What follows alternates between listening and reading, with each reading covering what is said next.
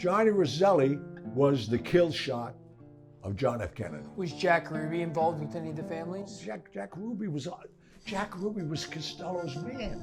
He ran all the slot machines and all the chorus girls in Texas. Had you met Jack Ruby? I met Jack Ruby 100 times. You said Bobby Kennedy killed Marilyn Monroe? Definitely. Come on. I'm saying it on television. Brando and I got like this. You know about the argument we had at the rehearsal? Yeah. Oh, this is classic. Does Donald Trump have mob ties? No, his father did though. What happened to Jimmy Hoffa? Oh, Jimmy Hoffa, that's not really not that interesting, but I'll tell you if you want. We have a super special episode today. You'll notice we're in a slightly different environment. We are with a star of The Godfather, yes, The Godfather, and a mob member, Gianni Russo. So Johnny's been kind enough to invite us into his apartment, which has a great history of its own. We're also going to take a look around, but without further ado, here is Gianni Russo. Welcome to the show. Thank you for coming to my house. Well, I shouldn't say my house. Costello's old gambling hall here. Oh my goodness. So when did you first come into this house? I walked in here when I was 13. It was a snowy night. I'm at the Copacabana because he owned that. And I was just a messenger for him at the time. And he said, "Are you going downtown?" Because it was bad. The snow, there was no cabs, nothing. I said, "Yeah." He said, and he just threw me the key. He said, "Go to 223. They never used the street address. I mean, the street number, like Right. not 61st Street. Right. So I knew where 223 was. It was 2 blocks away. Imagine, 2 blocks away. He's on 60th, I'm over here. I've been here since then. Wow. So you are born and raised in Little Italy. Little Italy, yeah. In Staten Island, right? Staten Island became a situation with our family because my grandfather and my grandmother moved to Staten Island. So we were over there all the time on the ferry boat. But I never wanted to go there because you can imagine an Italian family, as ours were major, 6, 7, 8, big, 8 kids. Who wants to go to South Beach, live in a bungalow? There's 1 bathroom, 3 bedrooms, and 35 people. I said, I'll stay in the city. And then I got polio. I had no choice. So that was it, 1949. So that was my last summer there, 1949, August 7th. I'll never forget the day, fortunately. So then you have, okay. How did you get in touch with Frank Costello, one of the most famous? I didn't. What happened was I got polio. I was quarantined. I watched 2,500 kids die in a 20-bed ward, so figure that out. And I'm very religious, still am. And every time somebody died, I said, like, what happened to Robbie? Oh, he went to heaven. And I said, I don't want to go to heaven. No. Because, they're sterilizing the bed and they're wheeling him out. And the weirdest thing, and I'm going to make this into a movie. I've already turned down 3 offers because it's so sensitive to me, because the gurney used to come in and you could hear that squeaky wheel and it was like the death wagon's coming. Why did they have somebody they wake you up with that wheel coming? And then, just by process, I finally got the window bed and I saw outside.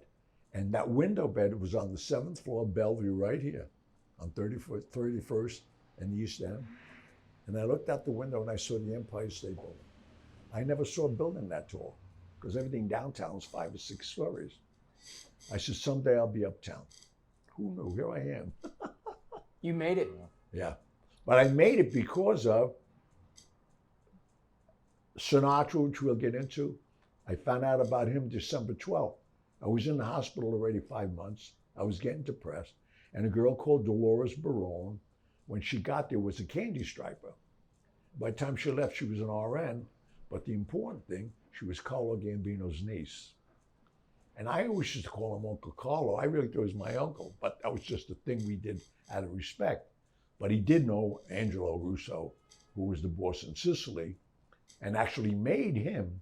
He was a made man when he was 16. When he came in, he was already a made guy. They sent him here to straighten out the Moderanos and all that, and that's when they created the 5 families, and that's why he had the biggest family. Nobody knows that history. That's truly. How did he become a made man at 16? Well, how do you do it? You have to whack somebody. So what happened was they set him up to see if he'd do it. He did it, and they sent him over here with a couple other people, and they took out the Moderanos. And Frank Costello came here as a little boy. His mother and father came here by my uncle Angelo Russo, because he used to send a lot of people. He could never leave.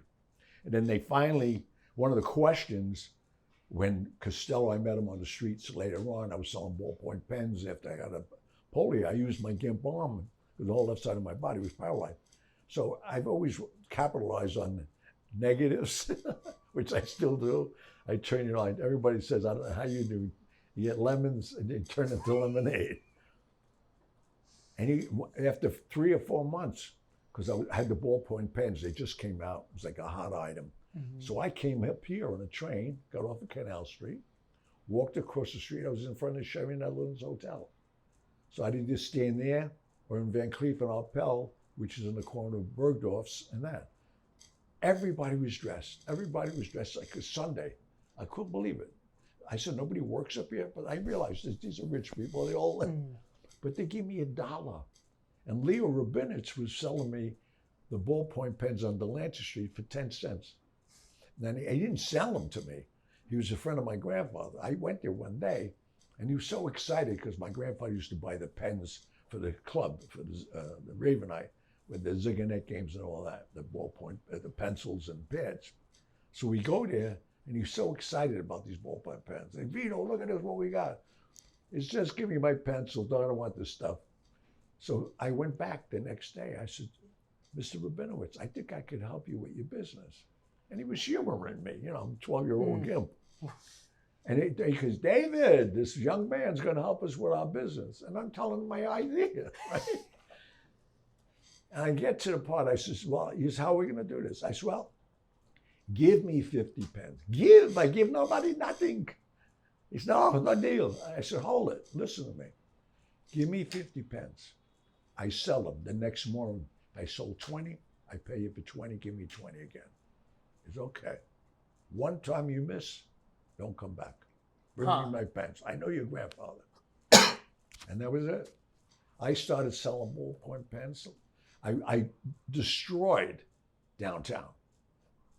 The whole Pierce, Fenner and Finch. I know every company, but they were getting paid by envelopes. And Mr. Pinto was the head of Marine Midland Bank. So I went to him and I said, when do people get paid? And you knew I was going to rob him. I was a gift. And he knew me anyway from the neighborhood. I said, I just want to know. He said, why do you want to know that? I said, because I want to sell pens. So when they get their envelope with the cash, I walk in right after it and they give me the change. And it worked. But then it got to be, I'd come there and some of the girls would open the drawer. They had more pens than I did. It was around then, right? When did you kill your first man? What? When did you kill a man for the first time? To get out of the hospital. That's how I got out of Bellevue. I got out of Bellevue because of that. Go back to Dolores Barone.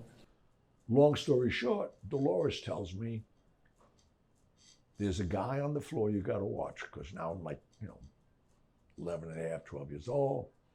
I said, what do you mean watch him? She said, no. Just be careful. Don't be anywhere at night where he's alone with you. I don't know who knew about pedophiles then. Nobody even talked about it. Sure enough, for some reason, though, it's crazy. I dragged myself out of the bed. They wouldn't give me the bedpan. And they wanted us encouraged to build up our body, and I was, because the right side, fortunately, is like still iron today, even at my age 82. My muscle menu is like crazy. So I'm dragging myself. There was a porter's broom, like you see in the theater, those little brooms blocking my way. So with my good arm, I put it under my bad arm, and I went to the bathroom. When I got there, I broke the broom's bristles off with the spigot. I threw it, covered with paper. And I always used to go to stall 4 because it was the best lit one. And I used to sit there. I wasn't in no hurry to go back to the bed again. I've been there for all these years, 24/7. And it's not like the hospitals we know now. There was no television, there was nothing. I had a transistor radio, which was my escape to the outside. That's how I got introduced to Sinatra, in Perry Como, all the great music, which I'm still involved with. Long story short, I used to sit on the toilet, and in the grout of the tile, I filed the broken end to like a pencil. It was this big. When I used to leave, I put it behind the radio. The radio was hung on the wall, and it was run parallel so nobody could see it. And I never went to any other stall but stall 4. 6, 7 months go by. And sure enough, one night, like 3 o'clock in the morning, I hear the door, in the bathroom open. A few minutes later, the only separation we had was a canvas curtain.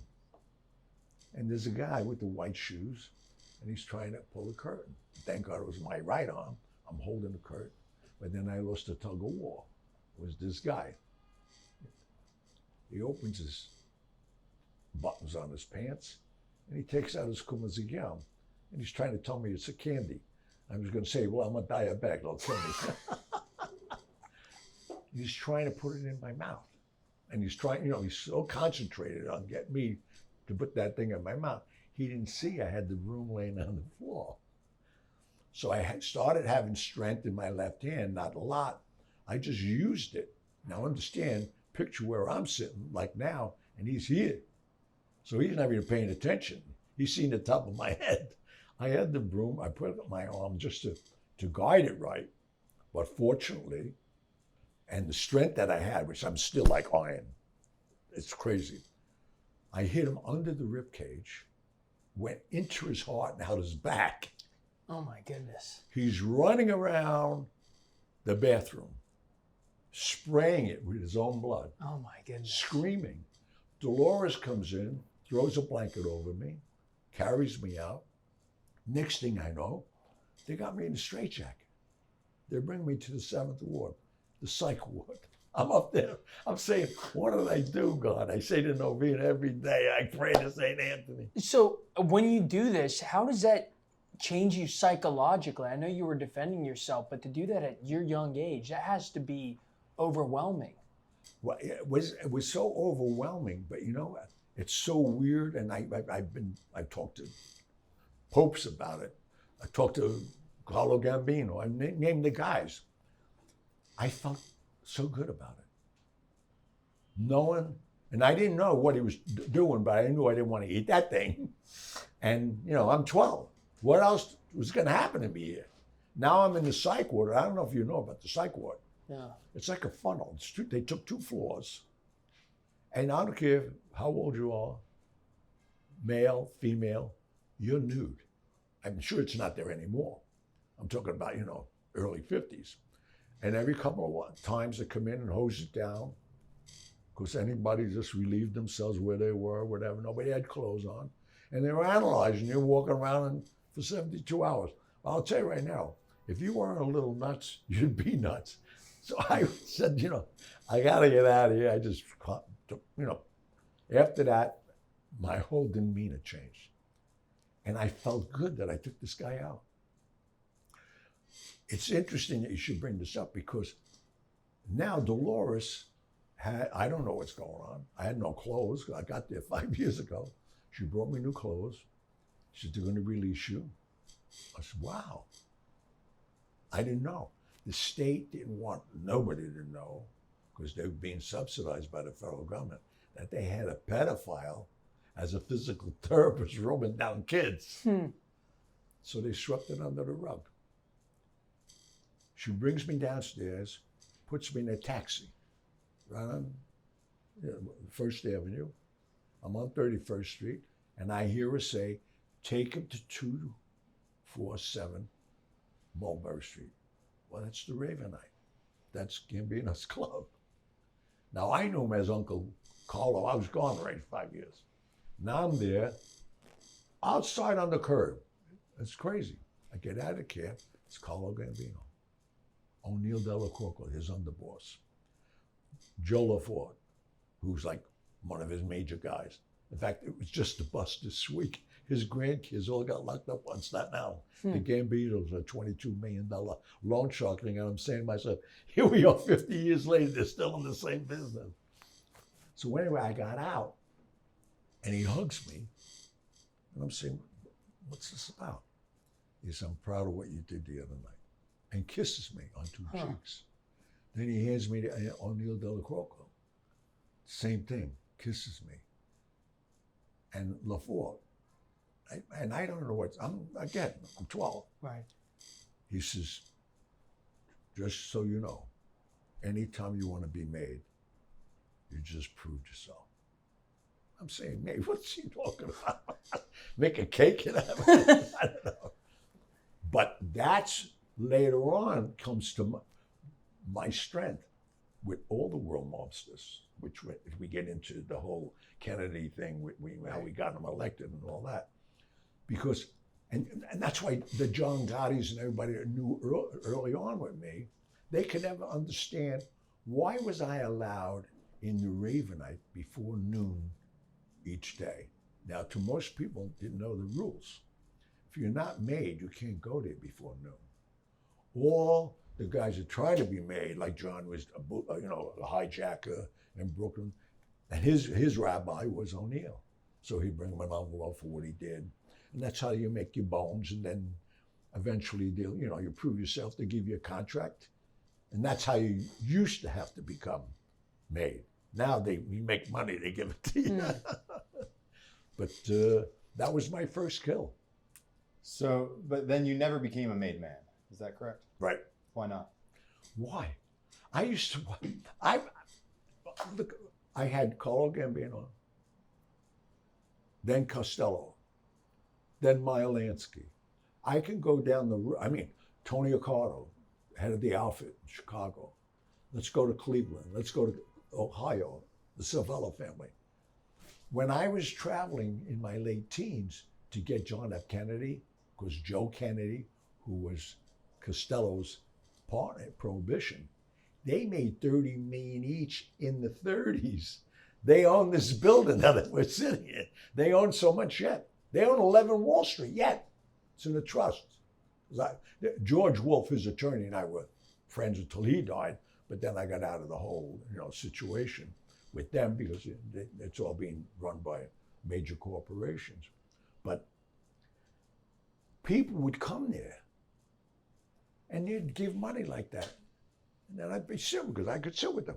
They knew my uncle. That was my calling card. My uncle, they hung in Sicily in 1949 when they were cleaning up La Cosa Nostra. And they wanted to set him as an example. They hung him in the streets and left him there for days. So people got the message. That's when they were trying to clean it up, Batista and all those guys. So that's why here in New York, they knew who you were. Yep. You were already. And I didn't know it. And so then, even when Costello meets me, I don't tell him anything about Carlo Gambino. See, most kids are going on. I never said nothing about nothing. So after months go by, he's from downtown. He said, yeah. Unbeknownst to me, I found out later, he goes and sees Gambino. He says, you know this Russo kid? He says, no. He says, yeah. He says, let's take a walk. They leave the Ravenite to do their walk and talk, and they go to Ferraris for coffee. He says, why are you asking questions about this kid? He says, well, he's been doing stuff for me. I may want to give him a job. And Carlo told him, which is interesting. He says, he's very well liked. He's well liked by even your family in Sicily, because that's how he got there. And that's what I think solidified me with Costello. So 223, how did you get here? How did you get into this apartment? When did you first come years here? Later. No, what happened was now I became his personal messenger. Costello. And Costello was a boss? Costello was the boss of the Genovese family because Vito had to leave the country. He became the boss, but he wanted to get out. And then Chin Gigante shot him. I don't know, you heard about that. Mm-hmm. One night he left. He was a victim of pattern, which you should never do. Every day he would leave the Copa to go home for dinner. And then every night he'd leave at 10 o'clock again to go back. And they shot him. And this is coming out of my new book, Mafia Secrets. I didn't know this until later on. he attributed my luck that he used to touch me every day. Every day he touched me. And I mean, give me $1, $5. I couldn't wait for him to come. Touch whatever you want. Touch my head, whatever you want. Give me the money. Sometimes you give me $100 bill, like if you had a big score. $100 bill, it's a lot of money for a kid. But he always touched my left shoulder. And then I found out, because one day I come out of Ferraris. When I used to leave downtown, I used to go to Ferraris just to see the old man. He used to stop there before we went to the club. Just wave to him. If he was sitting alone, I'd go pay my respects to him. I really thought he was my uncle. Next door, it was an artifact store. It's still there. The two places I'm talking about right now, Ferraris is still there, and the artifact store is still there, over 100 years. How did you get better from polio? By taking a job at night in Magnati's Bakery. It's so crazy, because I wasn't going back home. I was so bitter with my family. But mixing 5 50-pound bags of Avast, I wouldn't use the mixer. I started building my body. It's like dynamic tension. I know that now. I didn't know it then. Then you have to wait for it to raise. 1/4-pound loaves, cut it in that, and you're kneading it and putting it in loaves. Then once the bread had to be out by 4 o'clock in the morning, I go on the 50-pound bags of flour in the storage room and go to sleep. So what was happening to me? There was no moisture in the air from the flour. There was no moisture in the air from the coal stoves, and I'm exercising myself. In fact, I started to retard my bodybuilding because had such a big business. When I left there, I go and sell ballpoint pens. I didn't want my arm to get strong yet. So I used to keep it, it was stronger. In about a month, it started going. And I said, whoa, I got to slow this down. How many kids who had polio died from it in the 50s? In my ward, 2,500. And you said 20-bed ward. So they were There's cycling only 20 through. beds in my ward. Yeah. Oh, no, thousands died. Thousands of people died. You look it up, and the stats are there. Yeah. And it was totally unknown, like COVID was. Look how, you would think in this day and age, they would know how to handle COVID. They didn't realize by rolling you to your side and letting the fluid out of your chest, you could live. I mean, this is not rocket science here. Right. Put a man on his side, you're seeing he's filling up with fluid. Nobody thought about rolling him on his side and letting the fluid out? You know how many people died from that?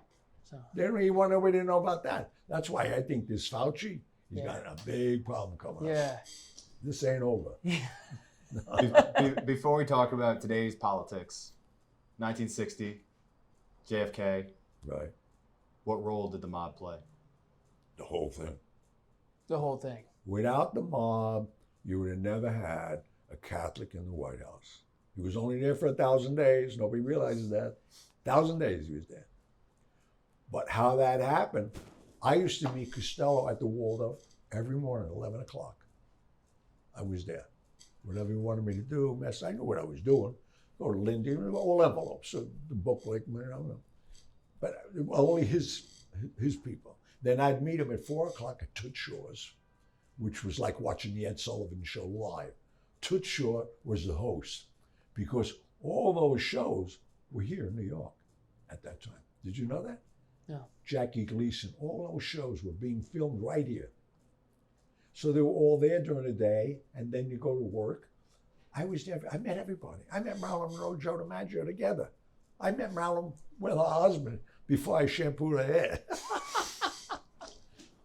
So Joe Kennedy is sitting with Costello this one morning.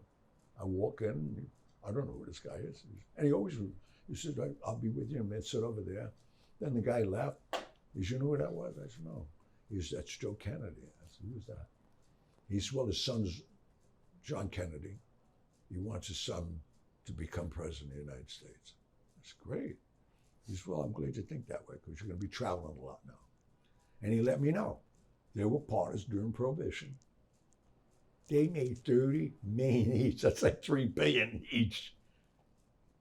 And he said, we're going to help them.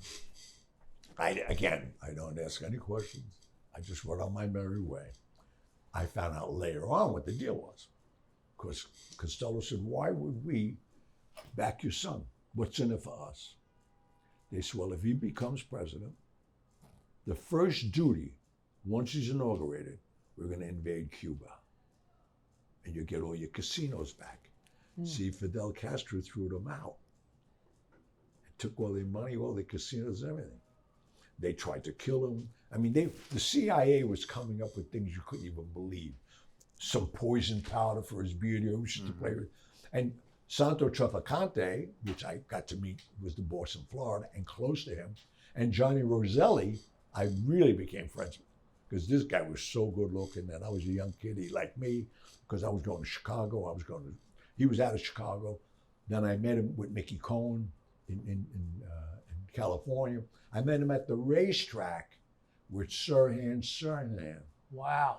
I'm talking about a thread. Wait, whoa. Hello. Sir, all right, now we're...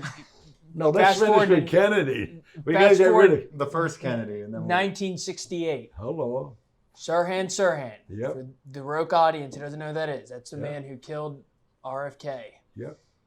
While he was campaigning for president in the frontrunner. Why did he kill him? And Let's go. Well, let's do this one first. Okay, let's do it. Because You're saying 63. You're saying JFK first. Chronologically, you got to follow the dots, and you realize how many of the same people.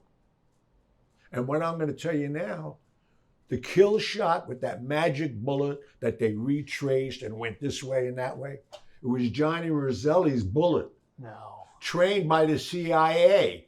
He was in the storm sewer, As the car came up, he seen the head. Oh. He had the best shot. Forget Lee Harvey Oswald. he shot him from the sewer. Hello. That's why his head got blown out. I know too much about ballistics. If I shot you here, nothing's coming forward. It's going out. Why'd they kill him? Why'd they kill JFK? Yeah. Okay. Because the deal was, as soon as he got in office, he was going to invade Cuba. The mistake he made, and the day he assigned his brother as Attorney General, Robert F. Kennedy, as the Attorney General, the phones rang off the wall. Every mob family in this country said, what's he doing with that guy in there? They called Joe. He said, I'll straighten it out. He didn't straighten it out. I'm going to give you more American history today. People are still wondering why. He convinced his brother, John F. Kennedy, don't go in. There are no Russian missiles there. They just want their casinos back. That's the deal your father made to these mob guys. And you should be with the mob no more. And I have the last pictures in my new book, Mafia Secrets. I have the last picture. Frank Sinatra, the Rat Pack, campaigned vigorously for 6 months doing private shows, got everybody to go. And what I'm saying, what the mob control? Teamsters, largest membership in the world. The AFL-CIO, truckers, culinary union, every hotel worker in the world. The membership, international longshoremen. Those votes alone get you to become president. I mean, and I was just reading a bit of the history of celebrity political endorsements because people wonder, like, does it matter who Taylor Swift endorses? And today they say it doesn't have much impact, but they said in the 1960 election that Frank Sinatra and the Rat Pack and all the other highfalutin celebrities that endorsed him, that had an enormous impact. Hold on, I was at the inaugural. They gave Costello, obviously, out of respect, the invitation. You want to go to that party? I said, yeah, I'll go. Yeah, I went everywhere. He had 6 balls. You know, I don't know if you know, you get an invitation to the ball or inaugural. Well, they're all over town. One room can't hold it. And these are all the benefactors, all the people who put up the money for these guys. So they have to go. I went to every ball. Sinatra had all Hollywood there.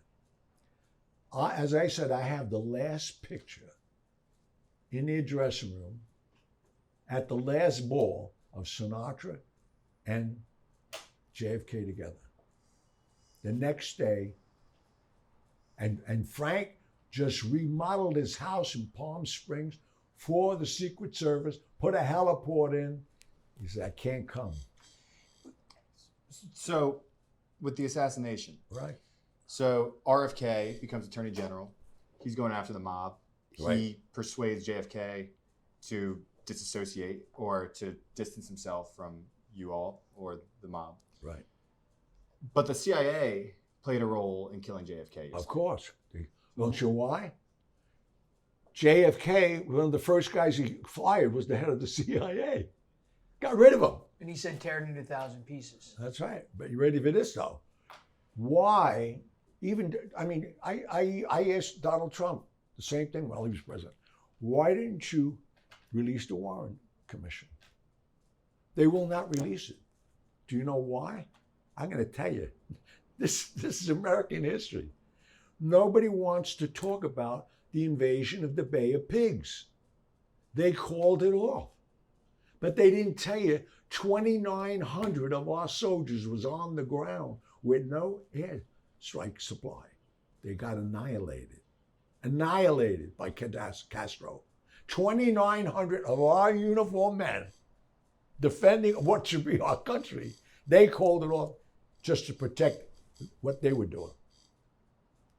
So, as a tangent in all this, before we get to 68 and then, of course, 72, when you take on an iconic role in the greatest movie ever.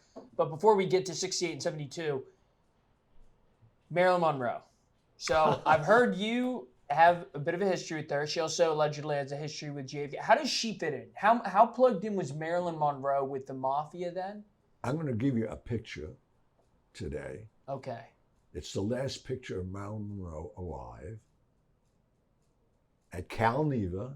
It was the last weekend of July 62. No, 63. The last weekend. 5 days later, she was killed. Who's in the picture?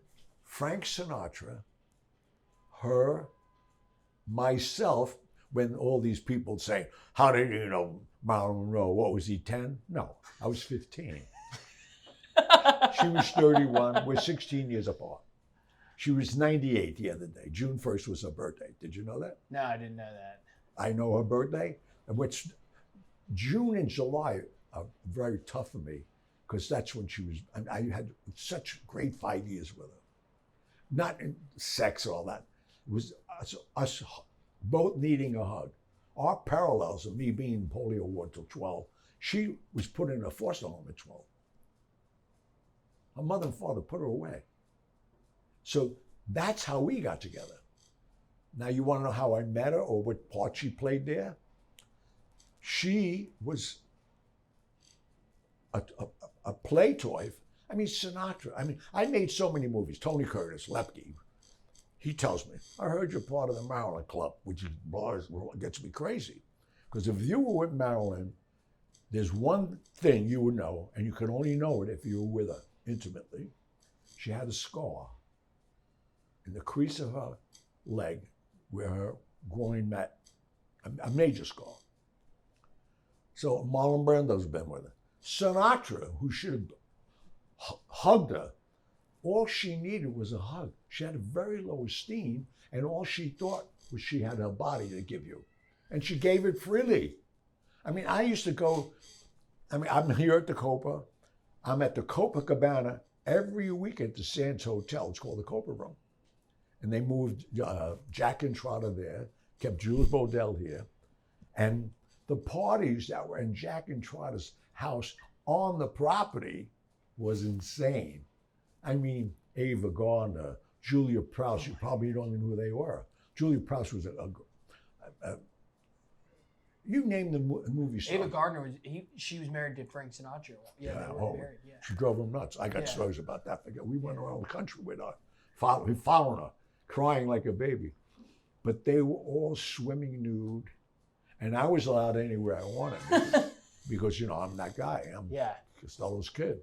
I used to sit in the corner and masturbate watching them. That was crazy. So the Frank Sinatra Club is just people who've been with the Marilyn Monroe Club. People who've been with Marilyn Monroe. Intimately. Yeah. And when did you join that club? I didn't join it intentionally. I got caught. One of my routes was Lindy's, and right above it was Wilford Academy. That's a key rule for this, part of the story. So I'm going there, picking up, I had like $5,000 on me. And a guy in a brown uniform stops me. He says, how come you're not in school? I laughed at him. I said, I had like 14, I had 5,000 in my pocket. School? I said, I don't go to school. He said, you got to go to school till you're 16. And he gives me a ticket. So I have the ticket in my hand. I got to go, I'm going to chores now. So Costello says, what do you got a ticket for? Give me that ticket. He said, what, were you walking too fast? What's this about? I said, he says, true and all. He said, how old are you? I said, I'm 15. He said, you've been working for me a couple of years. I said, yeah. He said, we got to go to school. I said, I don't want to go to school. He said, I'll fix it. Next day, I see him at 11 o'clock. He said, I straightened that out. All you got to do, on top of Lindy's is Wilford Academy. It's a beauty school. I said, I'm no fun oak. I ain't going over there. You crazy? He said, just go in and sign in and leave. You're going to come and see me an hour or two later. So at 9 o'clock, I had to go sign. I looked behind him, there's 30, 40 girls. 30, 40 young girls. So I used to stay. And thank God I did, because Mark Sinclair, who was Jackie Kennedy's hairdresser, and Kenneth, they were lovers. They said they were partners. I thought they were partners in the beauty salon. No, they were lovers. Then they used to call themselves partners. They came in for shampoo boys. And I happen to be, I'm in a suit, dressed, I gotta go meet this guy. And the teacher said, if they hire you, you'll go to work at Lily Daché on 56th and Park. And I used to see all the limos and the women. And I said, and she said, what caught my ear most of all, I don't have to come here and I get tips. So now I want to go there. Unfortunately, they picked me. These two things, you're going to have my way with them. Get the hell out of here. The fourth head of hair, you're standing at attention at the staircase. The salon was upstairs. She was a haberdasher. The hat salon was down there. I'm standing at attention. I go upstairs. They give me the card, never a name. Go to shampoo room, not like sinks lined up, because they all took off their clothes, had a robe on. I go in there. It's Marilyn Monroe. I'm saying, wait a minute. I don't even know how long I'm looking at it. We all know the configuration of shampoo basin. She's laying there. The lady put her in it. She's looking at the ceiling. She says, is there anybody here? I said, yeah, I'm sorry. I can't believe it's Marilyn Monroe. Because unbeknownst to her in the world, when he went home at 10 o'clock at night, I used to go to St. Patrick's, St. Manuel, St. Anthony's, and then I used to go to Broadway because the theaters were open 24 hours a day.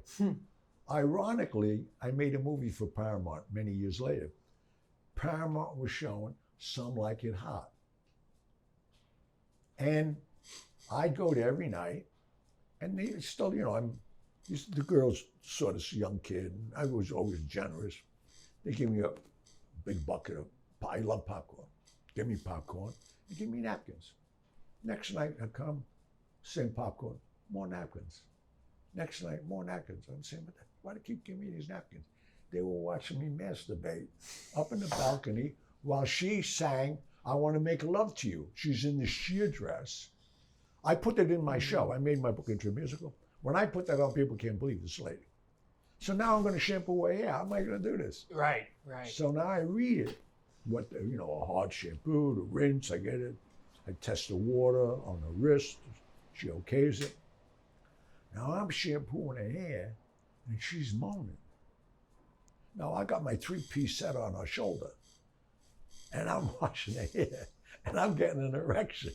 I know I got to be poking her in the ear by now. Right.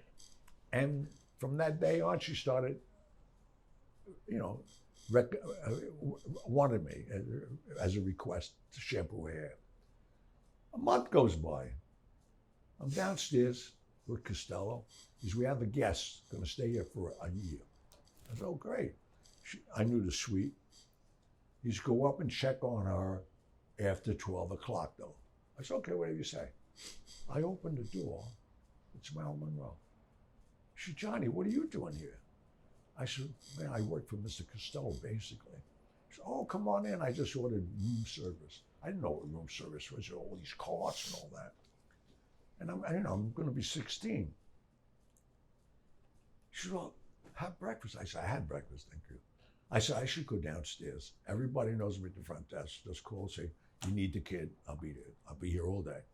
No, come in. She takes me by the hand. She, terry cloth robe. She, let me give you a drink. Have a drink with us. Go with me. I said, I can't drink. I'm 16.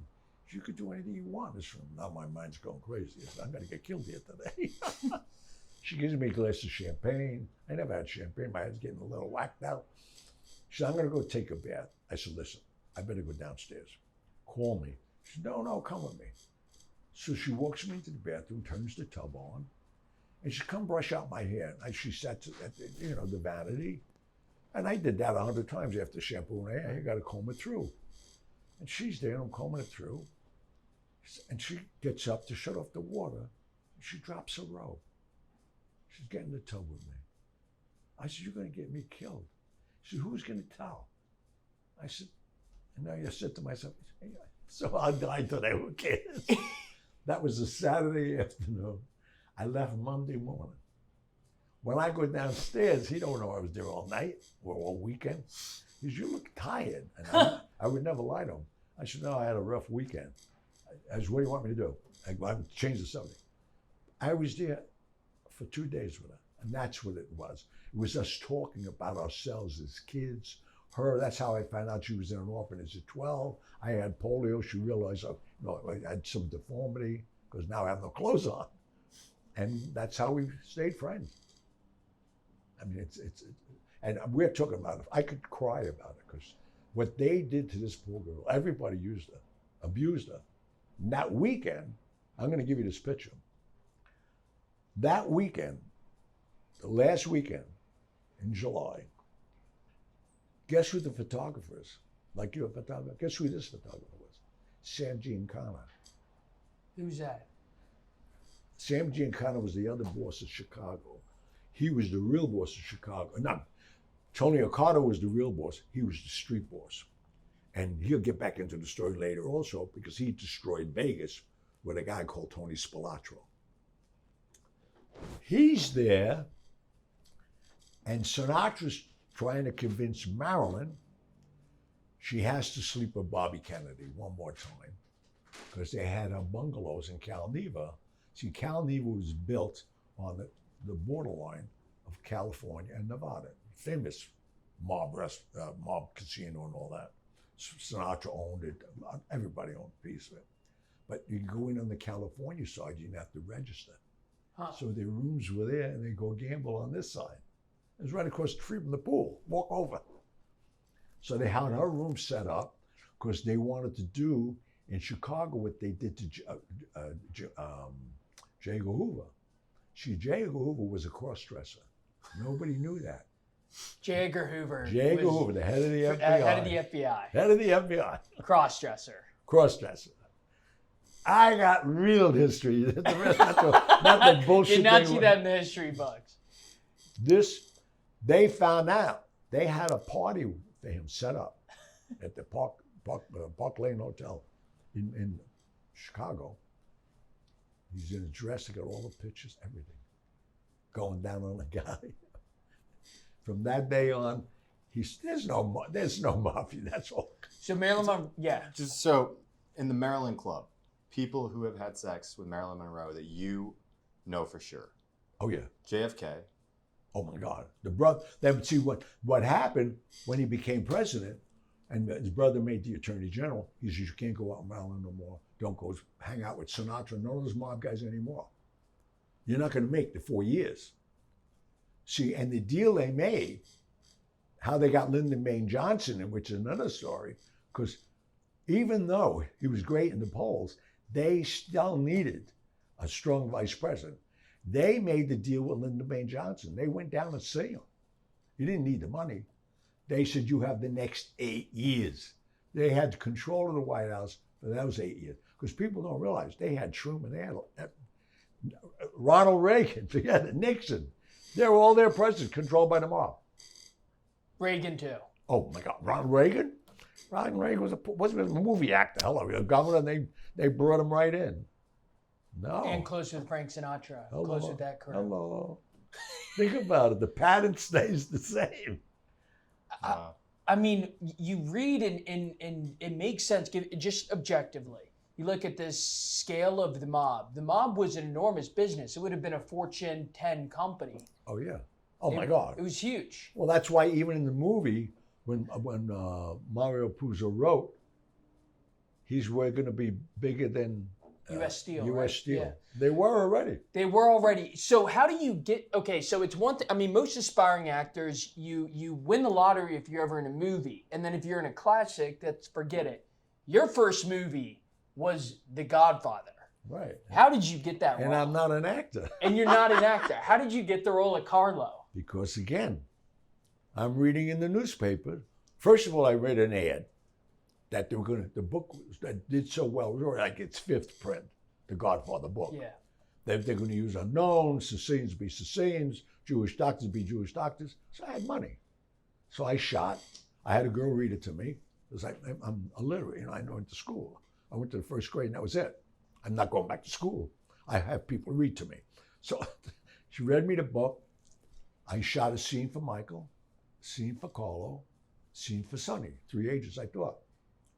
What I didn't know, Allen Photography was where it was in Vegas.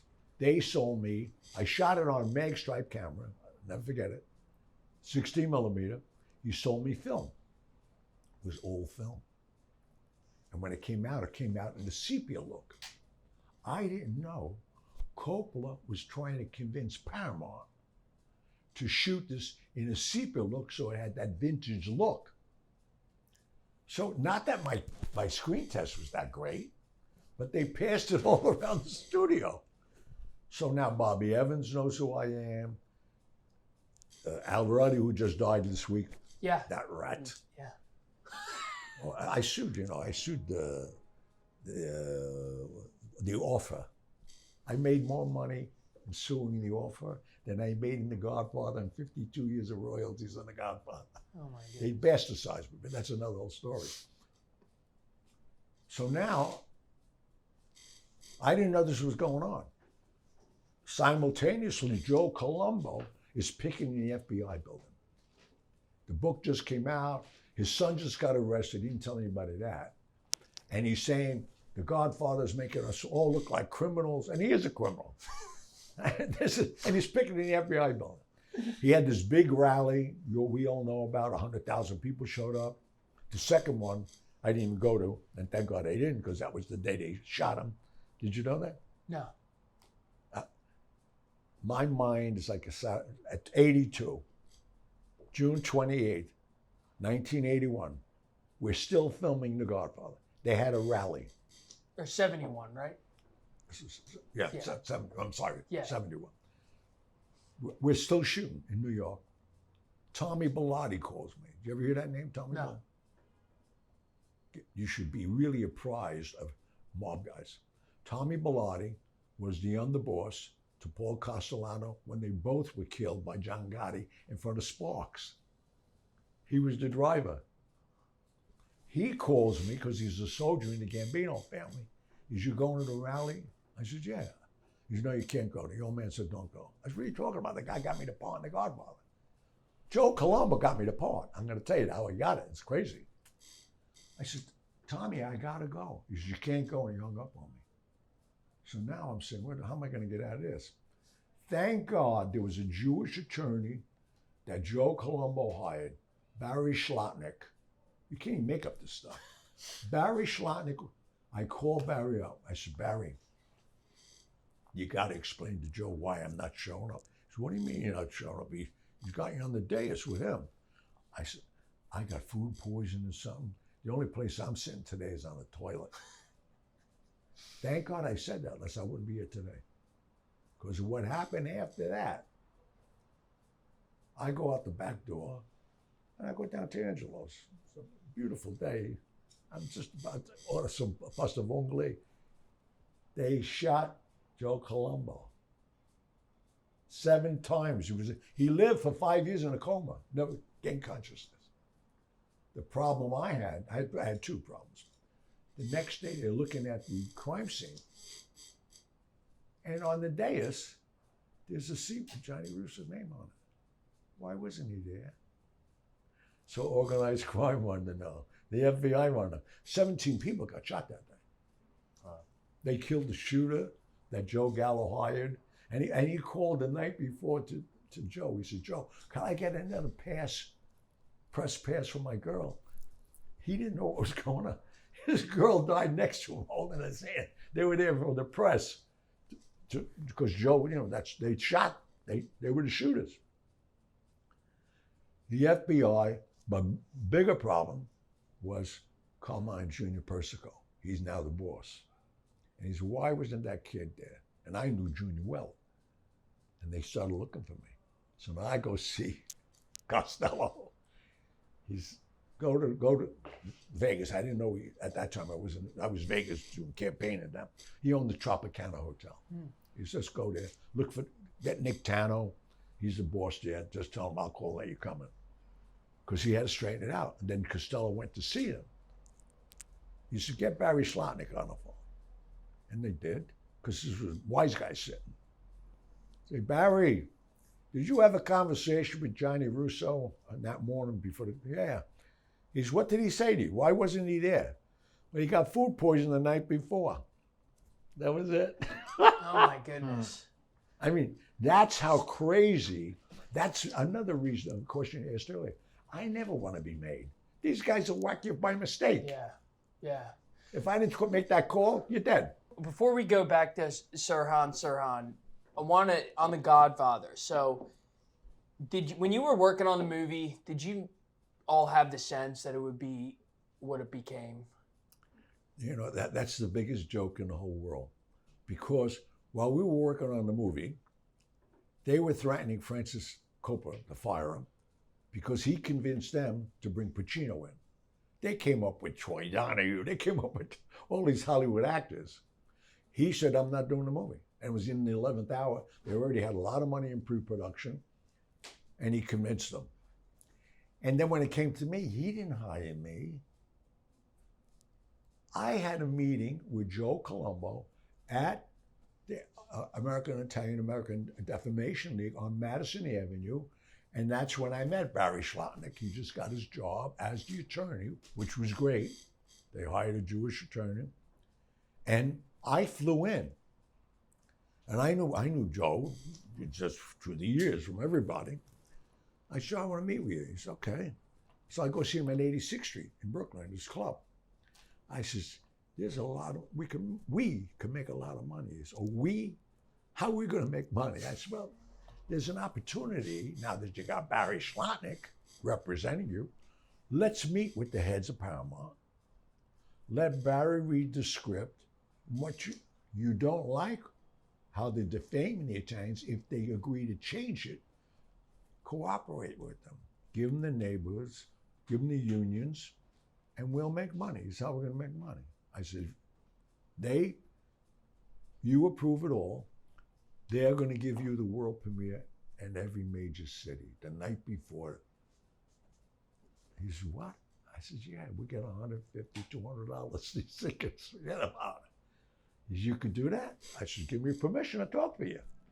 And he did. I walked from Madison Avenue up to Columbus Circle, which is Trump Tower now. That was the Gulf and Western building. I'm at the lobby the next morning. Everybody knew me from my test. I said, what's that kid doing? What's that kid? I could see doing it. So I go right over to Bobby Evans. I said, Bob, you got a big problem here in New York. So, we have no problem. I said, excuse me. You going to bullshit me or want to hear what I got to tell you? And they all looked at me because they're, well, they're fun oaks. I said, I just left Joe Colombo. He wants to meet you. He says, what? He says, will he come here? I said, you want him to come here? Come here. Come anywhere I want him to go. He said, could you bring him here at 10 o'clock? I said, yeah, 10 o'clock we're there. So now I go back and tell him. I said, listen, they're going to meet with us. I said, but now understand, they're producing the movie The Godfather. You are the Godfather. Now I got to build this out. You can't come to this meeting with a Jew lawyer and me. You got to bring a couple of heavies with you. So that's how we brought Lanny Montana, who was a collector, a retired wrestler. And a guy called Butter Ass DeChico, who was an underboss to him, and his brother Bougie DeChico was a boss in the Gambino family. These were real guys. So now we go there, you don't have to tell them how to act, they walk in, So we're sitting there. I said, let me do all the talking. He's going to do whatever he wants. Be careful, we got the meeting. So now we're all sitting there. And I said, this is Barry Schlotnick. He'll read the script. And whatever he finds that's defaming to the Italian culture, and if you agree to change it, Mr. Joe Colombo will arrange for you the neighborhood you want, the union cooperation, and you're done. And what we want in exchange, we want the world premieres in every city the night before they open. They all looked at each other. They were about to shake hands. They all get up. And I'm still sitting. Joe's looking at me. I said, Joe, what about me? He said, what about the kid? So Al Ruddy, a big mouth of his, I have well, if you didn't see the offer, you would know why I'm pissed at the guy after all these years. So anyway, he says, Al Ruddy said, well, we'll give him a part. I said, excuse me. I said, Joe, tell him to sit down. He didn't have to tell him. He went like this. They all sat down. They talked about Stanley Jaffe, Charlie Bluedorn, who just bought Paramount, because they were making a big investment in this. They were all there. I said, first of all, I brought him here. This movie would not be made if we pull out right now. Now, who's playing Michael? That's the kind of balls I had. Who's playing Michael? And what I'm about to tell you, you ain't gonna believe. This is James Caan is playing Michael. Okay? Who's playing Sonny? This is Carmine Caridi. He's got a big hit on Broadway because they want him to be a big guy. I said, who's playing Carlo? They said, we didn't get to that part yet. I said, Joe, I want to play Carlo. Huh. He says, he's playing Carlo. They were like this. So he said, he's playing Carlo or I'm out of here. And that's I got the blood of Carlo. That's it. Started my career. I own all that Sigenko olive oil, all that stuff. I own it all. I made a deal with Paramount. I'm in 73 countries. If you go online, Corleone Fine Italian Foods, it's mine. I just renewed it for another 10 years. Wow. So when you were making the movie, did you know? Nobody knew. Because the dailies, the first dailies that were sent in was our wedding. And here comes Michael, who's brilliant, in the Army uniform with Kay. And she's saying, Michael, who's that guy? He's very scary over there. Oh, he's my father's friend. And then she starts to get into this. She said, Kay, this is my father's business. I'm not a part of this and all that. Oh. They saw that and they said, how's this guy going to go into be Michael? That was the brilliance of Michael, Pacino. You saw him emote to become who he becomes. And every day, so to answer your original question, nobody even knew they were going to pull the plug. Huh. They wouldn't pull the budget. They had backup directors. They had another cast ready to come in. It's unbelievable. Like, you think of The Godfather as this sort of sacred piece of art that was, of course it was going to be made with the greatest actors. I'll give you a great, and you and your audience digest this. There's a scene in the movie that is so, I thought, great. You have Luca Brasi ready to have his meeting with the Dawn because it's his daughter's wedding. What's he doing? He's rehearsing his lines. Right. Why, he has lines? Right. You understand? He's a moron. Godfather, I mean, he was studying his lines. Francis saw that and they shot it. Oh, so that wasn't written in. No, Wow. he was about to go in and do that. Oh my goodness, when he was in line and everyone. Hello? Oh my goodness. Why would he be rehearsing? You can't write. You can't read. Nobody ever thought of that. 52 years later, it's a revelation. Think about it. Oh my goodness. So that was not scripted. That was him. No. Oh my goodness. And Brando and I got like this. You know about the argument we had at the rehearsal? No. Oh, this is classic. I go to Patsy's all the time, 119th Street, bringing envelopes up all the time. Fat Tony Salerno, major boss in Genevieve's family. So now they make an announcement. They send me a call sheet. I didn't have a call sheet. They said rehearsal, 3 o'clock, 119th Street, Patsy's Restaurant. I said, wow, that's great. Now, I already had a 65 Bentley with a Chinese chick chauffeur. I'm making all kinds of money. I mean, for my 18th birthday, I'll say it on camera, I don't care if you paid the taxes on, Costello made me a millionaire. He said, what do you want for your birthday? I said, anything I want? He said, yeah. I said, I want to be a millionaire. Gave me $1 million. It's unbelievable. So now I show up there early with the Chinese chick chauffeur. I'm wearing Brioni. And here comes people I don't even know who they are. They were going to be introducing me. We're at the bar. And Diane Keaton comes out with combat boots.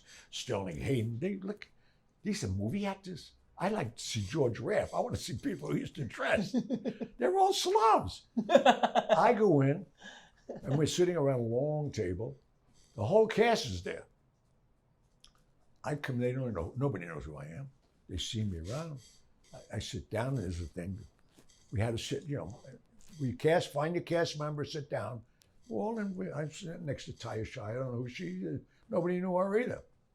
So we sit down. Before they bring Brando in, they say, now, when Mr. Brando comes in, all you thespians, during the break, do not annoy him. Don't have eye contact with him. That's it. So now we read, they're reading the thing, all the part. And I had mine mesmerized because somebody memorized that. Because they had to tell me, I can't fucking read this shit. Especially, I'd be I'd be out of there first.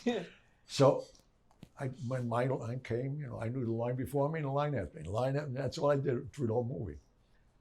So now, the first break, Brando comes over to me. And I'm looking at him. I said, I ain't breaking any rules. I'm sitting here. He says, you're a big TV actor. I said, no. He said, you got a big movie coming out. I said, no. He goes, you're not on Broadway. I know. I said, what's this, a quiz show? I'm going to be intimidated by this guy. He's an actor. So he said, Francis. Francis comes over. And Francis, runs to this guy. Hello, Marlon Brando. He says, Francis, this guy's playing Carlo. And Francis rolls his eyes because he didn't cast me. He says, you got to rethink this. So he says to me then, he said, who'd you study with? I said, study what? What are you talking about? He thought, I was with, Lee Strasberg or all these names now that I know. So now I'm saying to him, this guy's going to try to get me fired. So I don't know protocol on the set. I said, Francis, go over there a minute. And he left. You can't dismiss the director even during a rehearsal. He left. Now the whole room goes quiet. Who was this guy? So now they didn't tell me not to look at him. I did the sacrilege. I went over and put my arm around him. I said, come here, let's go over talk. Because I knew the Zig and Nick game were at night in the back room. I didn't want to embarrass the guy. I walk him in the back, out of earshot. I said, let me tell you something. I know who you are, Mr. Brando, all due respect. Let me tell you, you get me fired here today. Listen to me close. I will suck on your heart. You will bleed out here today. You can't embarrass me like this. Everybody already thinks I'm not in this movie. He stepped back. That was brilliant. He thought I was acting. I was ready to whack him. So you threatened to take Marlon Brando's life if he didn't respect you. Right. And from that day on, we were like this. Unbelievable. I did The Freshman. What better movie was that? I got him to do The Freshman, which was a spoof with Matthew Broderick, Bruno Kirby. Paying him $15 million. Warner Brothers wanted to go crazy. I said, you want the guy?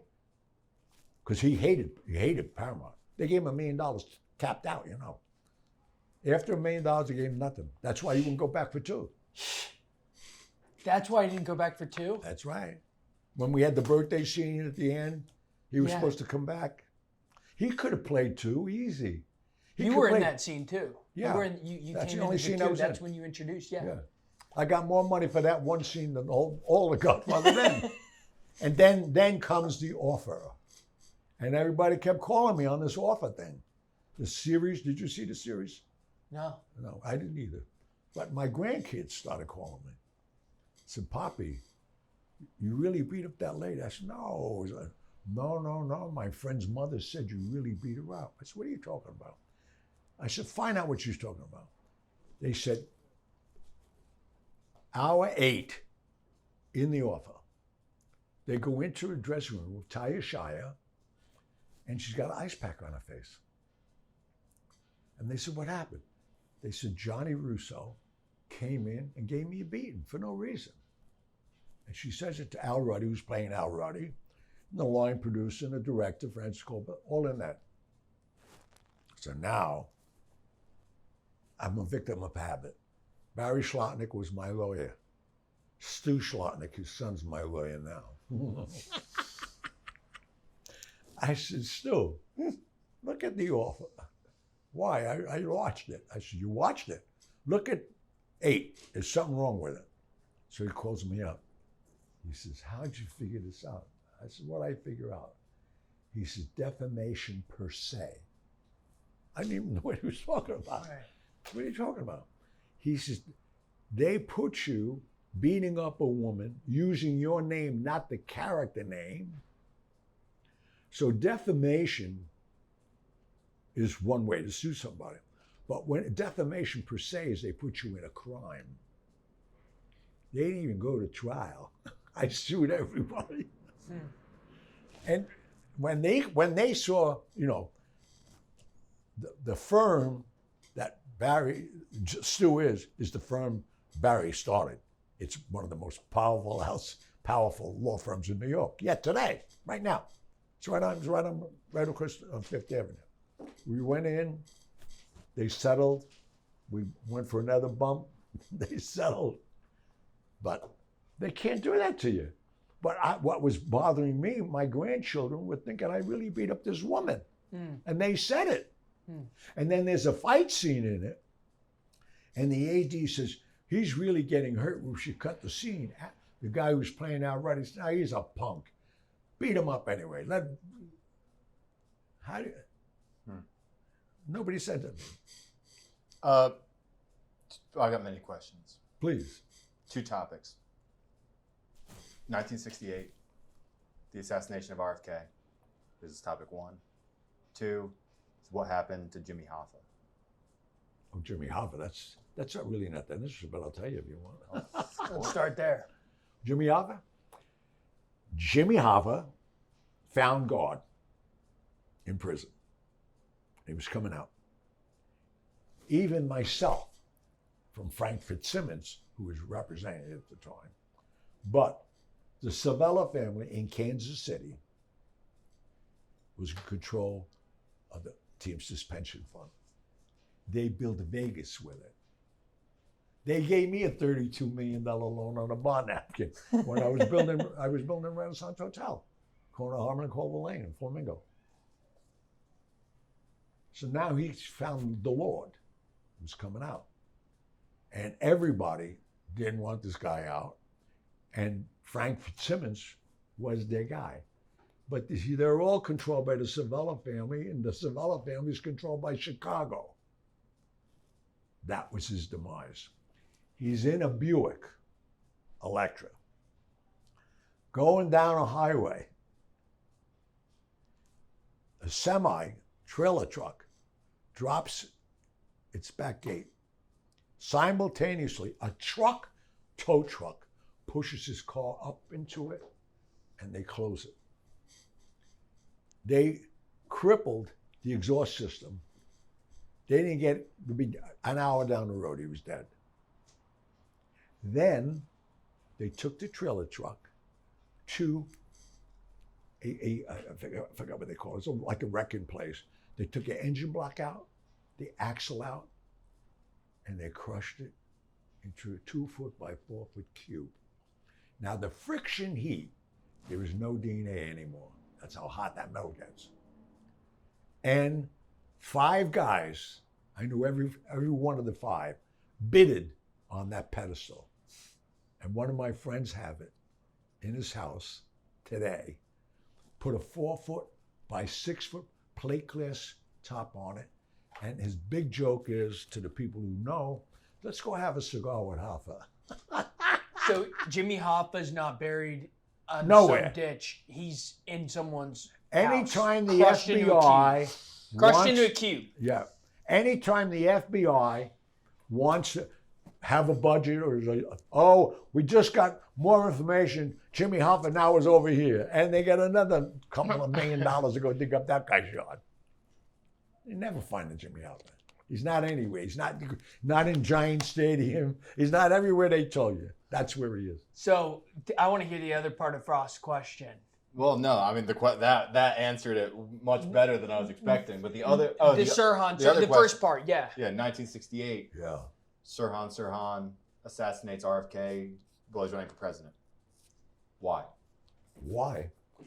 Because that's the last thing we would want, to have RFK now in the White House.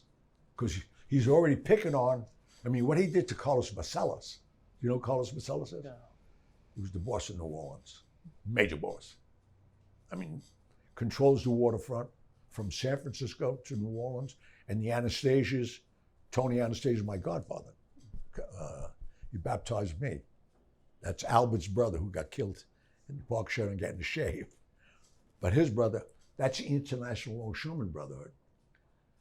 Why, if Bobby Kennedy got in, what do you think he'd have done to the mob? So now I'm close, and I'll say it publicly. And I said all this in my book. Nobody came. Kennedy doesn't come and sue. Nobody came to do anything. I said Bobby killed him. Bobby killed Marilyn, and that was what went on. I was at Marcellus' house on a Sunday afternoon in New Orleans. I got friendly with the guy. Big barbecue. Bobby shows up at his house with marshals, everybody. And they arrest him in front of his family.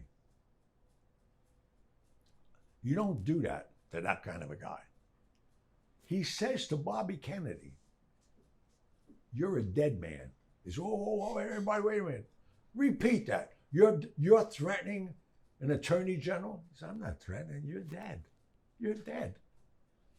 They sent him to Guatemala or somewhere because that's how he came in illegally. But he was right back. Gianni Russo was Chicago's man. There was 5 shooters at the assassination of Kennedy. Every family wanted a shooter. Marcellus had Lee Harvey Oswald. They all wanted their own guy. Gianni Russo was the kill shot of John F. Kennedy. Was Jack Ruby involved with any of the families? Jack Ruby was Costello's man. He ran all the slot machines and all the chorus girls in Texas. Had you met Jack Ruby? I met Jack Ruby 100 times. Jack Ruby, they convinced him, "We're going to get you down there and you kill the guy who killed Kennedy," because they wanted to they were going to whack everybody. They killed 17 people. Jack Ruby shot Lee Harvey Oswald. That's how they got him down there. Dorothy Kilgallen was very close to. This you don't even know about yet. Dorothy Kilgallen was a columnist here. I don't know if you saw her. She was on a show called What's My Line? Major columnist. She interviewed all of this. She was ready to go after the Kennedys. She had it all. She died like Marilyn did. You said Bobby Kennedy killed Marilyn Monroe? Definitely. Definitely. Come on. I'm saying it on television. Killed her. Why? Let me tell you why. Because when Sinatra was going to I'm going to give you this picture. I want you to have it. And Sam Giancana's the photographer. We were at Cal Neva. I went again just to listen, to hear. Sinatra had Marilyn come, and they had her room wired like they did. We got off track with J. Edgar Hoover. They were going to set her up the same way. Because they knew if they had a nice Catholic boy, Bobby Kennedy, who's already had kids with Ethel and still married to her, We found out that Saturday, Marilyn Monroe aborted his son 6 weeks prior to her showing up. She went crazy. She was so emotional, distressed. Because I knew she always wanted a kid. And she said, I'm going to the press. So now I hear this, everybody disassembles. I fly back here. I go see him at 11 o'clock at the Waldo. He said, what went on? I said, well, you know, and when he does this, he wants you to come and whisper in his ear. He knows, you don't know who's got what wired for what. I said, she's going to the press. He says she's dead. She was dead that Thursday. By an overdose. Bullshit. Because the story, the famous Happy Birthday, Mr. President, a lot of people don't realize she died a short while after that. That was like a month or two before she died. I know. Oh my goodness. Oh. And I have to say, nobody knows this story at all. Jackie went crazy and went to her father-in-law. Now I'm being humiliated by her. You told me to stick by him because he's the president. She was ready to leave. She said, we're handling it. Who hired Sirhan Sirhan to kill RFK? Nobody had to hire him. That's the trick of it all. Gianni Russo found out about this kid.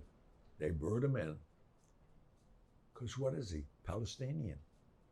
And they said, if Bobby gets in, the Jews will annihilate Palestine. They convinced him of it.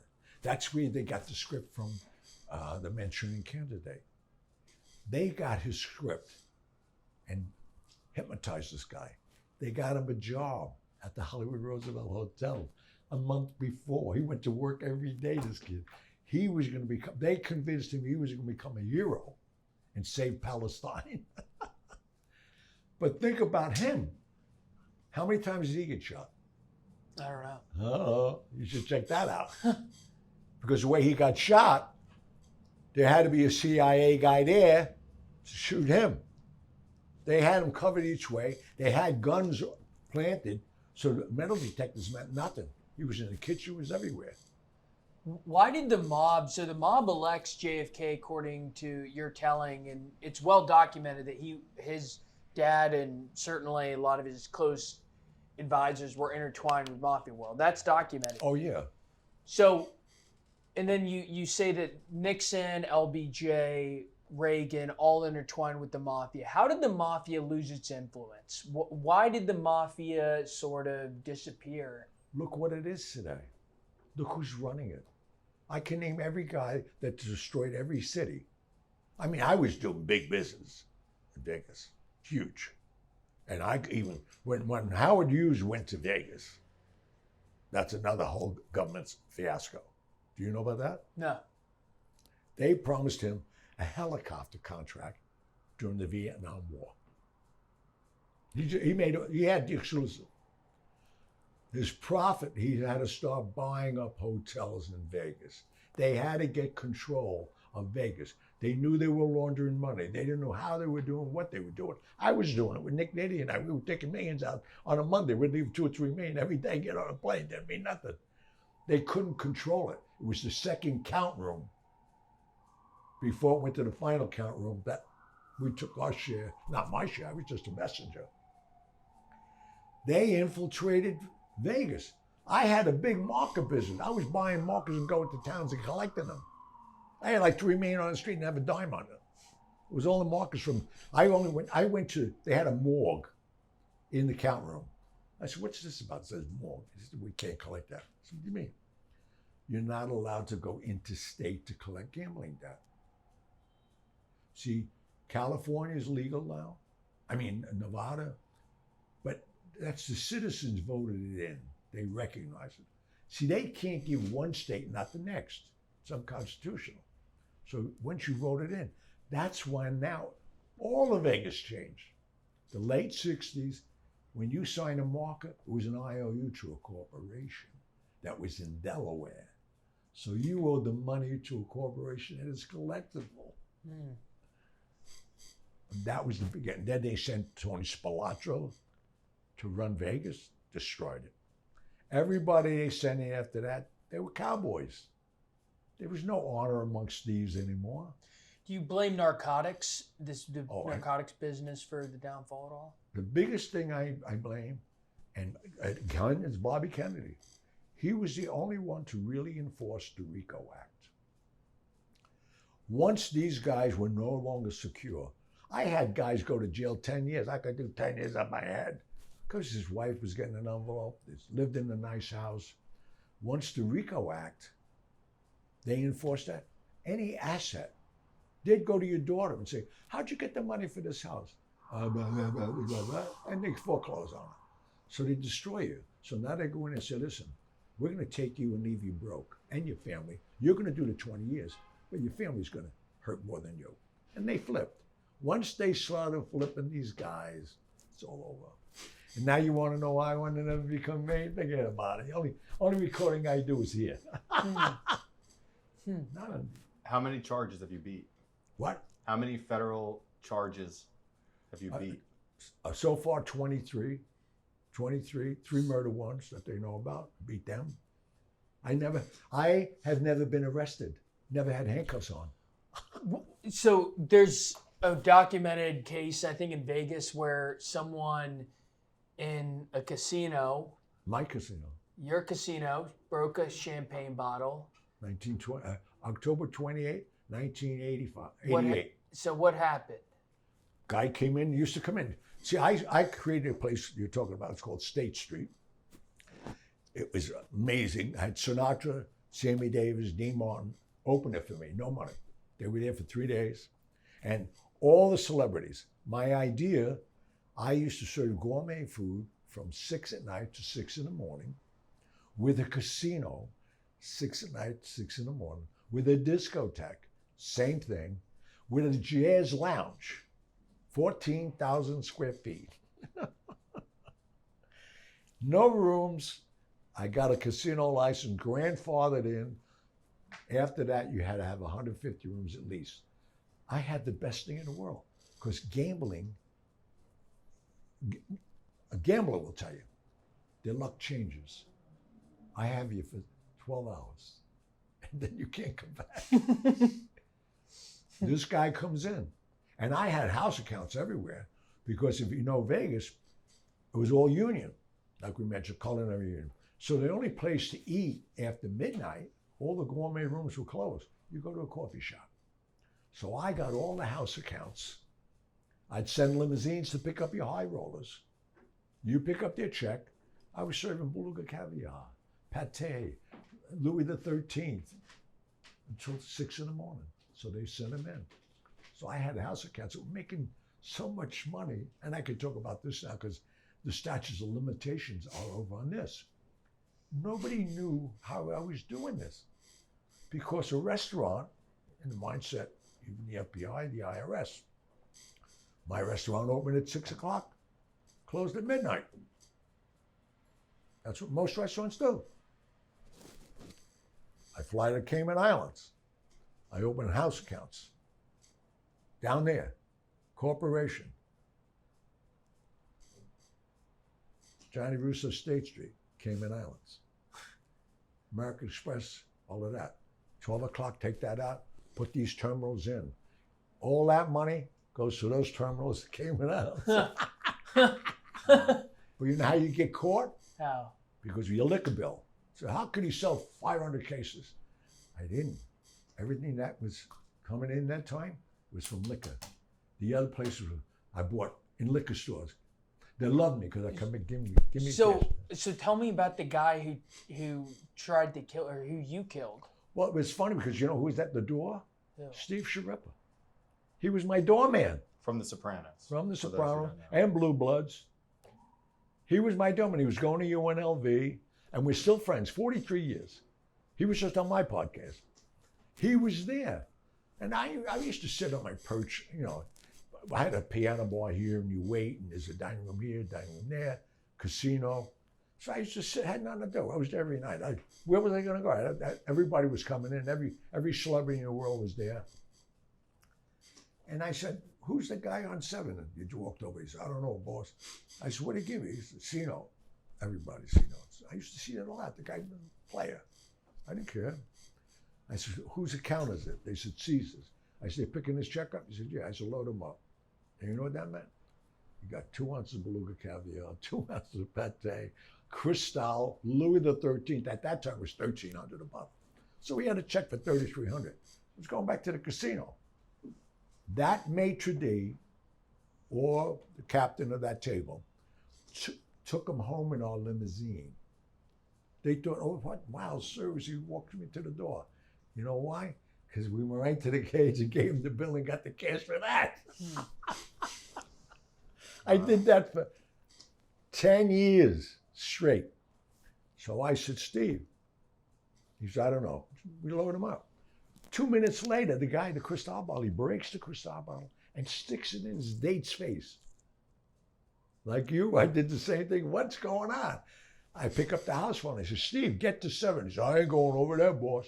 I said, what are you talking about? No, he's crazy. I said, well, look at the size of you. Hit him. So I ain't going over there. So I had to go over. So I've dealt with enough people that stabbing and do whatever. So I go over. I said, sir, you hear these sirens? They're coming for you. Go out that door. Nobody will say anything. I got to get her to the hospital. He said, no, Mom. I said, no, Mom. Where the hell are you from? He said, you don't want to know. I didn't know he had the bottle yet. So he goes to reach for the girl, I thought. He spins around and goes for me. He goes for my throat, but imagine if I go back. See this? Yeah. 81 stitches. My chin is hanging. Now, we all got cut by shaving or whatever. Right. Burns like hell. My chin is hanging. I'm bleeding. She's bleeding. I look at him. I said, look what the hell you did to my shirt. I waited 6 months. This is Sea Island cotton. Look at his shirt. And the guy's looking at me saying, like, wait a minute. This guy's bleeding. Doesn't worry about his shirt. I just wanted to get my hand on my guns. I used to carry 2 Smith & Wesson 5-shot Derringers, solid gold. You would think I was John Wayne. I pulled them out. I was like this, ding, ding. Killed him. And you never got, and that's documented. For anyone who's like, this sounds out of a movie, that's documented. Oh, no, not only that, though. Not only did they get documented, Cooch comes in, chief of police. He says, what's going on? The guy's, he says, come with me. I go in his car with him. Drives me down to Sunrise Hospital, 2 blocks from my club. I got ice on and all that. This is what happens. I don't know. This guy come in, he stabs his girlfriend. My guys wouldn't go over. They were afraid. I went over. He said, what happened? And then he's cut me. So he cut you first. I said, yeah. He's on the... Anybody that saw this, I want his names, license, take pictures of everything. That's it. He should walk out of this. So now I'm in a hospital. I'm getting stitched up. Because I got, I've lost blood. And vain I am. I called Murray Parks up. This is like now 4 o'clock in the morning. I said, Murray, he said, why are you calling me so late? I said, I'm at Sunrise Hospital. I don't want nobody to stitch me up but you. He said, I'll be right there. Dr. Elias Ghanem, Elvis's doctor, sent his plane to pick him up. That's why I have no scar. That's how I'd like this. Sit over here. Unbelievable. But so then it turned out, though, you said that this guy worked for Pablo Escobar. He was the underboss. Pablo Escobar. That's what the accent was. Hello. So, but not only that, I'm in the hospital, and now they tell me I didn't know the guy died. I left. They took me out. And he said, I got good news and I got bad news. I said, Coots, what is it? He said, well, the good news is he's dead. The bad news, he's the underboss of Pablo Escobar. I said, what? So now I'm in the hospital. I go home. There's a Santeria. I'm living in the Las Vegas Country Club. Guards. What was his name? Oh, Jesus. He was Myelansky's guy. So, there before me. He ran everything for them. So I knew there was no robberies. There's a Santeria. They have all my kids' pictures with salamanders in it. I don't know what this is. So call Coots, because I always take care of these guys, their birthdays, money, whatever. I said, what is it? He had to call somebody from UNLV that knew about Santeria. So she comes, she says, well, you're marked for death. The sad thing is, they're going to kill your dogs, your pets, your kids, then you're last. They want you to suffer. The Medellin cartel. Yep. I fly to see John Gotti because I knew John and Peter were dealing with him. And I walk into the Raven. I had been in the Raven since I'm a little kid. Oh, look, and now he's a movie star. Now he's a killer. It's all over the news that I killed this guy in my club. You know, all that kind of stuff was going on. I said, I'm not a killer, John. You should kill that guy. I said, well, that for a reason. I said, you're going to kill my kids. I got to go over there. He's what? I said, I got to go over there. He said, you're going to go to Colombia. I said, I got to go. He said, I'm going to buy you a ticket. And he did. Well, unbeknownst to John, I called Noriega in the Dominican Republic, but I couldn't get him. Then he finally gets me. Now I'm going with John. He sends me. He's, where are you? I said, I'm at the airport. He's, where you going? I'm going to Colombia. He's, what happened? It's all over the news. I said, well, this happened the other. He said, all right, you're meeting with him. I'm going to get to him before you do. When are you meeting? I'm meeting him 4 o'clock in the church. He said, okay. So I get there. There's a guy in the church. I felt very comfortable because I love church. There's nobody in the church. I walk down this old church, and as I'm walking past, the pews are creaking, and guys are sitting up with guns. And at the periphery, now I see he's got his arm in the air, and I'm assuming that's Pablo Escobar. I never knew the guy, met him or anything. He's up there, and to this day, I've never seen anybody do this. He's praying in front of a saint that looks like the Blessed Mother, and she's holding out her hands, and people are burning in hell trying to touch her. He's burning his fingertips on the candles. I'm smelling the flesh. Maybe some kind of penance he does or something. And I'm saying to myself, wait a minute, what the fuck did I walk into here? He says, you Gianni Russo? I said, yeah, that's all I remember. Somebody hit me from behind. I wake up in the prison that he built himself. Pablo Escobar's private prison. Yeah, private prison. I'm downstairs, three stores below his house. It's his prison. Body bags, the stench. All these guys in fatigues. I'm nude, sitting in a steel chair, shackulate. I'm already still wrapped up from that. And I'm going in and out of hallucination. I don't know what's going on. A guy dressed to the nines, polished shoes, not like all the garbage around, is standing there. I look up, and you know, I'm sitting, so I don't see who it is. He has a book in his hand called The Making of the Godfather. He says, why didn't you tell me you were Carlo? That's my favorite movie. Oh my No goodness. On all my kids, man, they dropped that. So the fact that you were in The Godfather It gets better. saved you. It gets better. He says, clean him up, let the doctor see him, and then bring him to my house when he's ready, my dining room. So now I still don't know what's going on. I take pills, the doctor comes, I clean up, they come watch some, 2 girls wash me down, they bring me clothes. I'm sitting at the table, like he's down there with 2 guys almost in over here. He says, I can't believe you're Carlo. I said, yeah, thank God, especially now. He says, why did you come here? I said, I did my homework. You have a daughter, Gina, who's the same age as my daughter, Gia. I said, I found out that you're going to avenge his death by killing all my kids, my pets, my friends, then me. I can't let that happen. He looked at me, stared at me for a minute. He got up and he walked to me. I don't know if he was going to cut off my head. He stand up. I stood up and he kissed me. He said, there's not many men like you that would come here. He said, I'll handle this. I said, you're kidding me. It's done. It's done.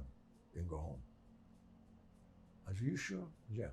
But I want you to do me one favor. I said, oh, here it comes. I said, what do you want to do? He said, I want to redo the scene that you and Michael did at the end of the movie. I said, this crazy bastard, this is what he's going to do. I said, you want me to write the lines? He said, no, I know all the lines. He said, come up here. and he puts me in his chair near the door, and his guys, and he walks in like Michael. He says, Carlo, you got to answer for Santini. And I start crying. No, Carlo. Today I straightened out all family business. Starchy's dead. I'm crying now because I think this is why I'm dying. He does the whole thing. Get him a drink, gives me a ticket. And I'm saying, how far is this guy going to take it? Right to the end. He says, the car waiting for you outside. I'll call your wife and tell you coming. They walk me out. He opens the car door.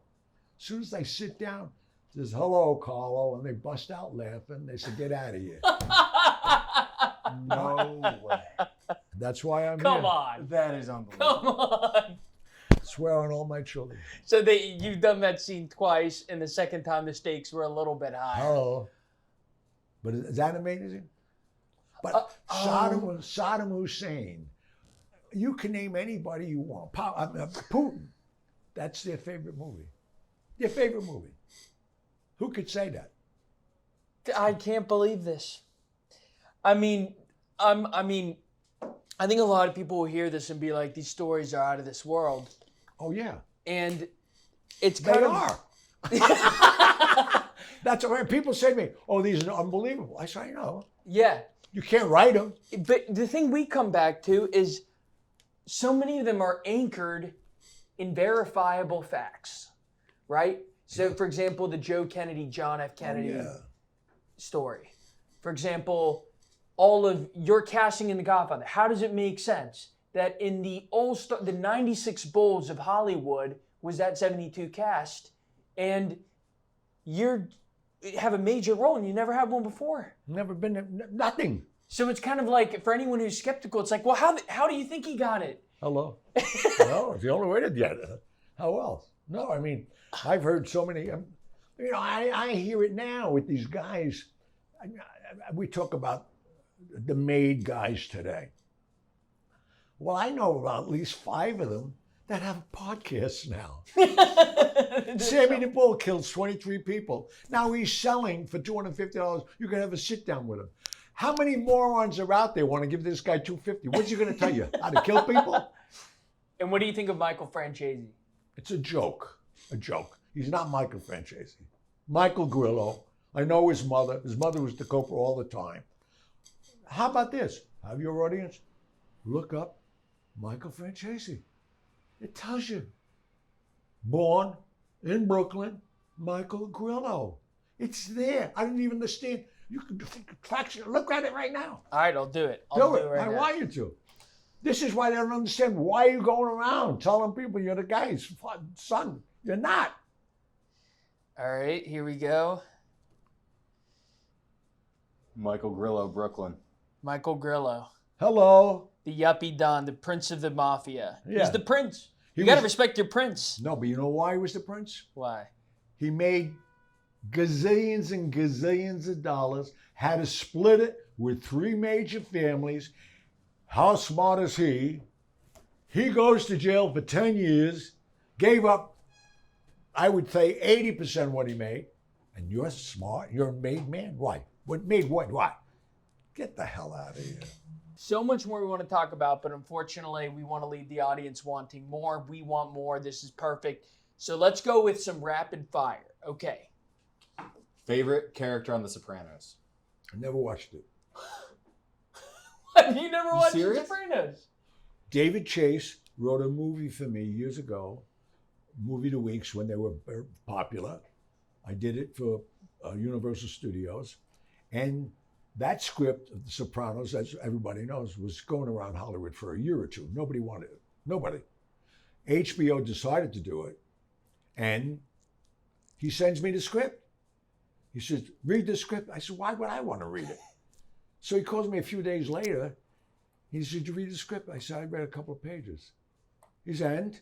I said, well, first of all, I know enough about mob. And I know about the mob too. I said, great.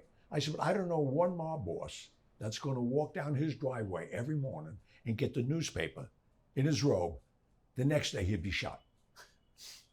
Why? Tony Soprano is the boss. He walks against his own newspaper. Why would they get shot? How many enemies do you think he has? Are you crazy? Oh, Carlo Gambino walks out in the street. Okay, next question. Frank Costello, you go way back with. Right. Jack Nicholson. Did he do a good job playing Frank Costello? Never saw it. You never saw The Departed? No. It's unbelievable. I'm not a movie guy. I made 46 motion pictures. Yeah, I heard. Yeah, And I really... You've never seen The Departed? No. That's And unbelievable. plus, anybody playing Costello, like right now, I'll give you Yeah. I just did a documentary on Costello. It's coming out with Fox. It'll be out whenever this documentary is Fox, the same producers that did Get Gotti. It's amazing. So they came to me. They came in, shot. We did it. They're the second people in the world ever come in Unbelievable. and explore this place. Honored. But how am I mean, we're talking about Costello. Now, Bobby De Niro, who's not in great favor with anybody anymore, plays Costello and Vito Genovese in the same movie. So now Fox has my thing coming out when his movie's coming out. Okay. Oh my gosh, there's so much we want to. Yeah. Well, Do you got another? yeah. Does Donald Trump have mob ties? No, his father did though. That's incredible. No, his father did. His Fred Trump? Father had to have. Look what he did out in Levittown, all that. You kidding? But I love Donald Trump. I say publicly. I just spent the weekend. You ever meet him? Ever meet him? His pictures on the bar. What are we talking about? He hired me as my. I opened up Trump Marina for him in 1984 as a headline. I wasn't even a headliner. Wow. No, I just spent 4 days in Mar-a-Lago. What don't people realize about Trump that they should? Trump makes you realize who he is and who he shouldn't be. He should have went to get elocution lessons and went to charm school. He's a great person for us because he believes in America. He don't need anything. Think about the economy. Don't forget the name Trump. Just judge his years when he was president. I'm not political. I vote in Sicily every 5 years. I don't vote anywhere else. Okay, on The Godfather, who do you think had the two questions? Who had the best performance on The Godfather, and who was your favorite cast member to work with? Well, I think Pacino, we talked about it earlier, to watch him grow into that character. And I have to say, Marlon Brando and I hit it off. We stayed friends to the end. And he doesn't like anybody. I mean, He don't like on the anybody. waterfront scene where Oh, it I could have know. been a contender, he wasn't even in the back of the cab with the guy. Oh, I know. He was an asshole, everyone said. Well, now you got to understand he's bipolar. You know, we all had houses. This is interesting. In California, off of Mulholland. Jack Nicholson, Marlon Brando, and me. I'd go to his house some days. He's dressed as a woman. This guy was crazy. Him and Michael Jackson and Elizabeth Taylor. This guy, you don't know what was going on.